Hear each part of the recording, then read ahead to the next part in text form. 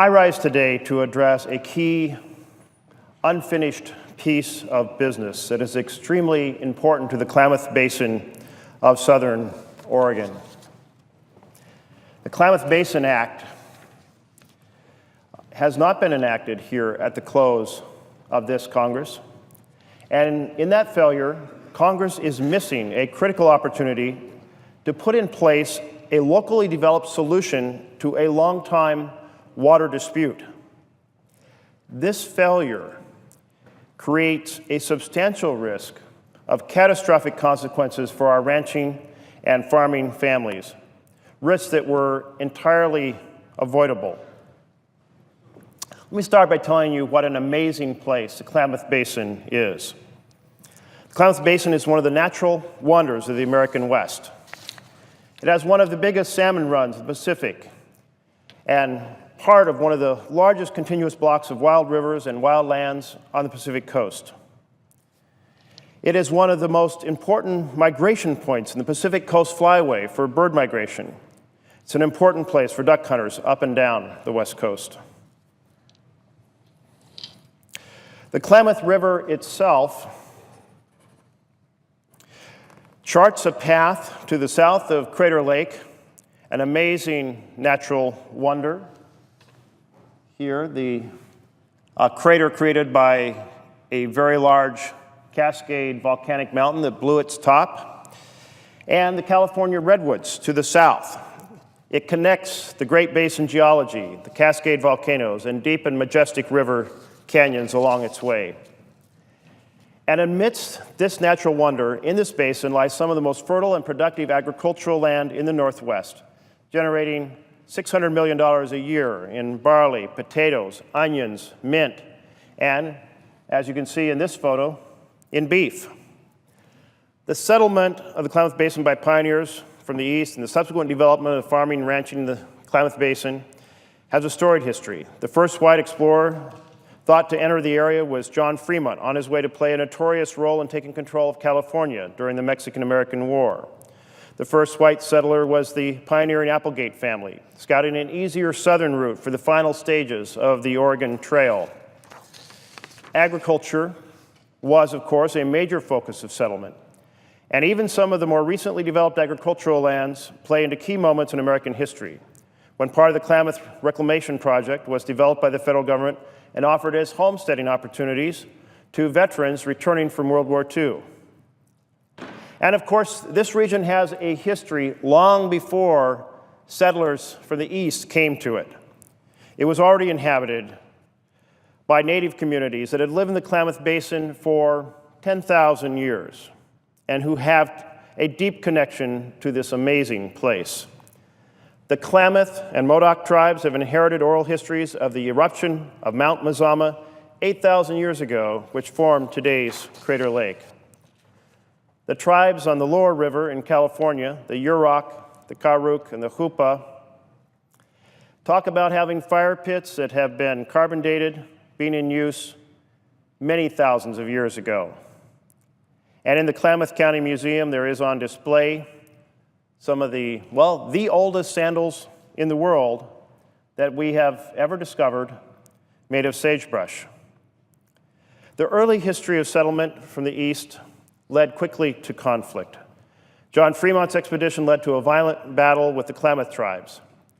The opening of the Applegate Trail through the basin led to conflict between the Modoc tribes and settlers along the Lost River. The resulting Modoc War was a dark chapter in our nation's persecution of tribes. It led to a standoff where the Army held a few dozen Modoc families under siege in barren, hostile lava beds for months. Unfortunately, for too much of recent history, conflict has continued to define the Klamath Basin. In the 1950s, the federal government terminated federal recognition of the Klamath tribes, converting their 2 million acre forested reservation into a combination of national forest lands and private lands. In the 1970s, conflict erupted between the lower river tribes and federal fisheries managers over the tribes' treaty rights to harvest fish that they have harvested for thousands of years. And very soon after, farmers, ranchers, tribes initiated litigation over water rights. And that litigation has been going intensely until very recently. Tribes want to be assured of their rights to continue fishing practices that they have passed down from generation to generation for thousands of years. Farmers and ranchers want to be assured that they will have water they need to sustain their operations that the families depend on for success. For decades, the tension over water has been accentuated in times of drought, culminating most famously in a standoff in 2001 that made national news. During that 2001 drought, irrigation water for the Klamath Reclamation Project was shut off to protect endangered fish species. Thousands of people gathered at Klamath Falls in sympathy with the farmers. There was civil disobedience, and people were worried about the possibility of violence. Vice President Cheney intervened and guaranteed water deliveries rather than fish protections, and the result was the largest fish kill in U.S. history. Meanwhile, agriculture was still damaged. Families saw major losses, and some had to sell their farms. There were no real winners. At the time, many people thought these issues were intractable, that the arguments and lawsuits would continue interminably, perhaps for generations to come. But a number of years ago, a group of leaders in the community had the boldness to start rethinking how they framed their quest for water and the water wars. Their briefing to me was one of the first briefings I received as a U.S. Senator. And I was surprised to hear from individuals representing parts of the community that had often been bitter enemies together. And they were talking about sitting down and hammering out a different vision for the future, to replace the lose-lose water battles of the past with something different, greater reliability of water for farmers and ranchers, and protection for the tribes of their fishing rights, and better health for the stream. Leaders from many different parts of the community sitting down together because, as they said to me, you know, Senator, the only folks who are winning right now are the lawyers. And they wanted to change that. I was skeptical that groups that had battled for so long could sit down and work out an agreement. As we say in the West, whiskey, that's for drinking, and water, that's for fighting.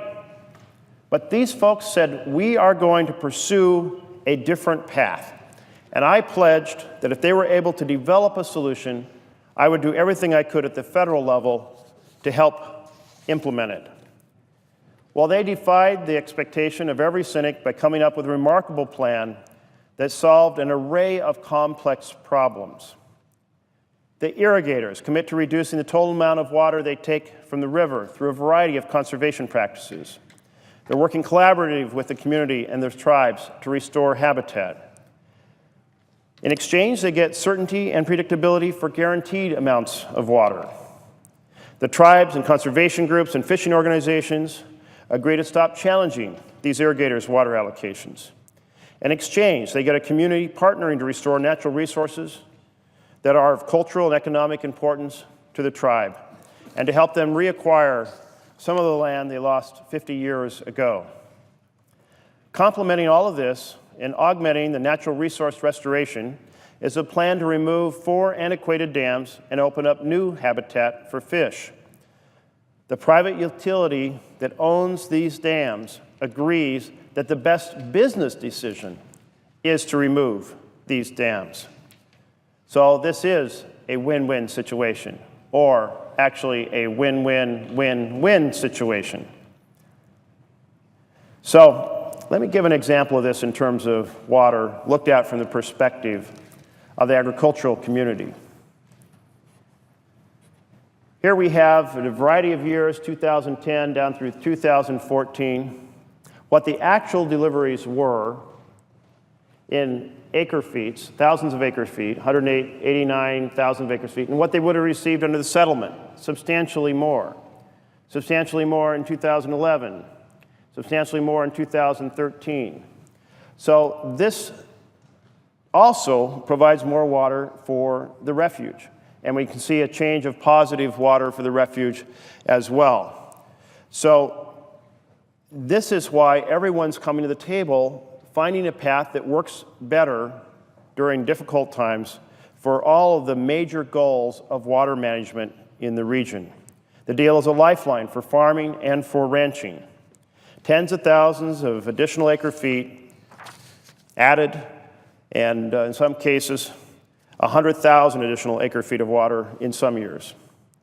At the same time, improving stream flows for fish, removing obstacles to migration of the fish, improving habitat.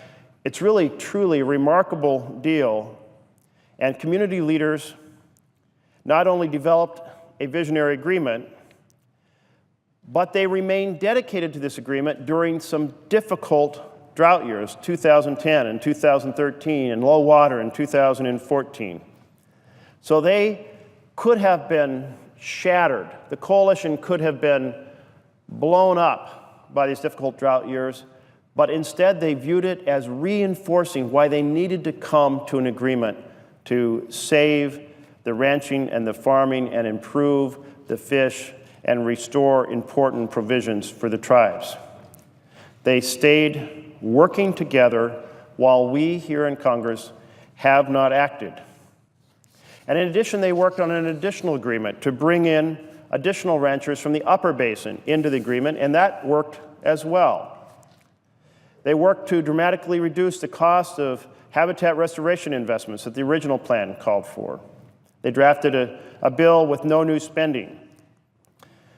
So the entire agreement was challenged by the litigation over water rights, in that the adjudication of these water rights was finally completed, and for the most part, the Klamath tribes were awarded water rights to time immemorial.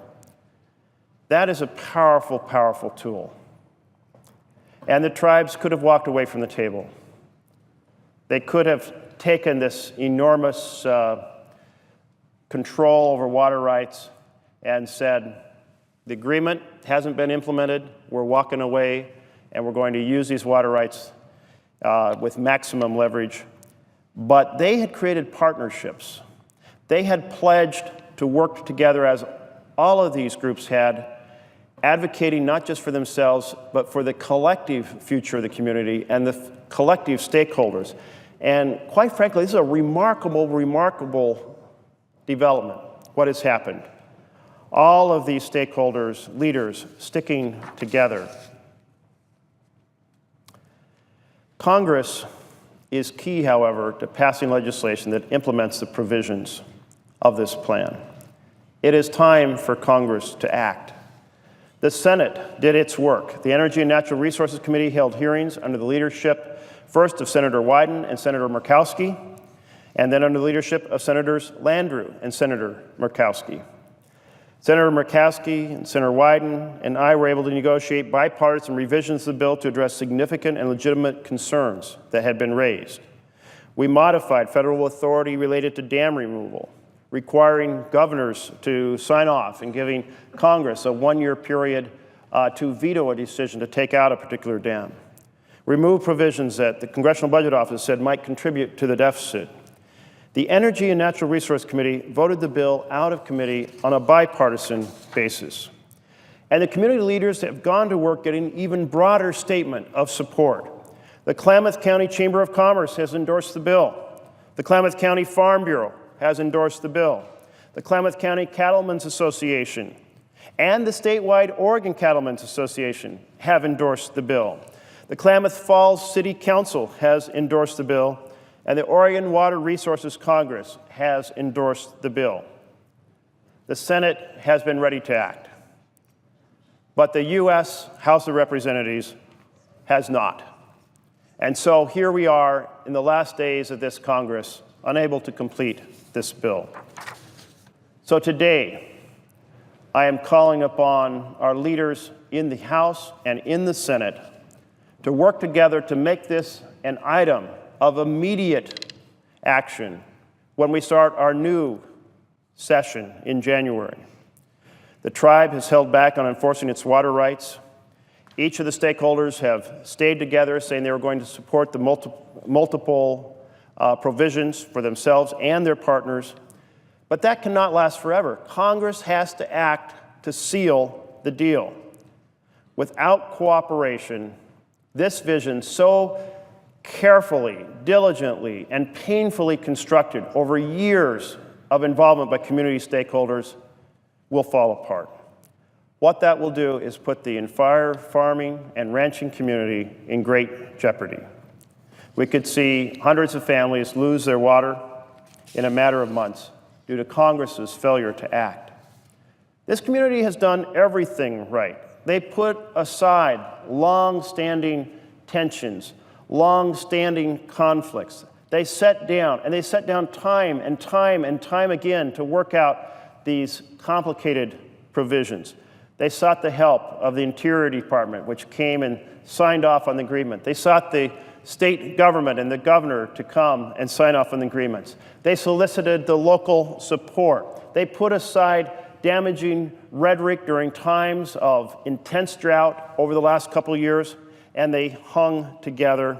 They have done everything we could have ever asked a group to do to prepare for this legislation to be passed. And yet it has not been passed because the House of Representatives has not been ready to act.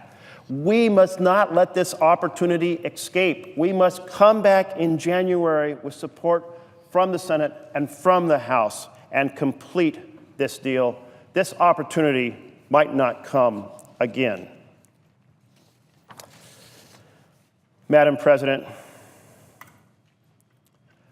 I ask my colleagues on both sides of the aisle to recognize that when in a region, great work has been done to resolve a long-standing conflict, and they need Congress to step in and seal the deal, make the agreement real, implement the agreement, that we must give it the utmost attention and help make it happen for the health of the stream, for the welfare of the tribes, for the success of the farming community, for the condition of the conditions that make ranching a vital component of the Klamath Basin. For all of these reasons. So I certainly pledge to come back and work towards that end and look forward for us early next year to not be here on the floor lamenting the fact that we have failed to complete this agreement, but to be here thanking all of those who came together to seize this critical opportunity. Thank you very much, Madam President.